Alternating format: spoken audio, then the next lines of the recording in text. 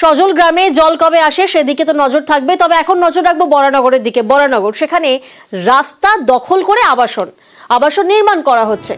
বেআইনি আবাসনের অভিযোগ প্রমোটারের বিরুদ্ধে। পুরসভার আপত্তি, কিন্তু সেই আপত্তি উড়িয়েই বেআইনি আবাসন নির্মাণ হচ্ছে বরানগরের 12 নম্বর ওয়ার্ড। প্রতিনিধি সুবীর এই মুহূর্তে আমাদের সঙ্গে রয়েছেন।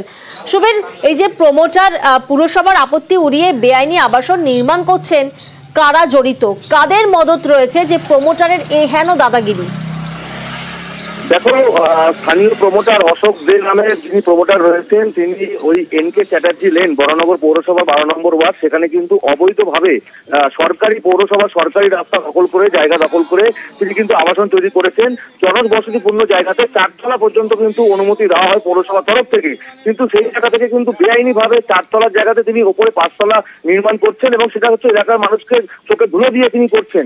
যখন এলাকার মানুষজন জানতে পেরেছেন যে এই ধরনের করছে, তারা কিন্তু পরিষ্কারভাবে পৌরসভা এবং স্থানীয় কাউন্সিলরকে লিখিত চিঠি করেছেন, কিন্তু পৌরসভা এবং স্থানীয় কাউন্সিলরের নির্দেশ থাকা সত্ত্বেও সেই নির্দেশ অমান্য করে যিনি প্রমোটার রয়েছেন তিনি কিন্তু এইভাবে অবৈধ কাজ করে যাচ্ছেন, এবং এই নিয়েই এলাকার মানুষজন সরব হয়েছে। তারা বিক্ষোভ দেখাচ্ছেন এলাকাতে, এবং তারা বলছেন যে রাস্তা দখল করাতে কিন্তু রাস্তা ছোট হয়ে গিয়েছে, যান চলাচল করতে পারে না, প্রতিনিয়ত বয়স্ক মানুষ যারা রয়েছেন তারা পড়ে গিয়ে দুর্ঘটনার সম্মুখীন হচ্ছেন। 23 এপ্রিল আমরা একটা পৌরসভায় পিডব্লিউডিতে চিঠি দিই, যার পরিপ্রেক্ষিতে পৌরসভা কাজ স্থগিত রাখতে বলেছিলেন। এবার কাউন্সিলর বারবার ওনাকে বারণ করা সত্ত্বেও এবং পৌরসভা বারণ করা সত্ত্বেও উনি ওনার কাজ করে যাচ্ছে। আমরা চাইছি এই অবৈধ 8 ফুট যেটা আমাদের পৌরসভাকে গিফট ডিড করা আছে, এই 8 ফুটটা যেন উনি ছেড়ে দেন, এবং অবৈধ নির্মাণ যেটা 5 তলা সেইটাকে অন্তত মানে ভেঙে দিয়ে পরিষ্কার রাখা।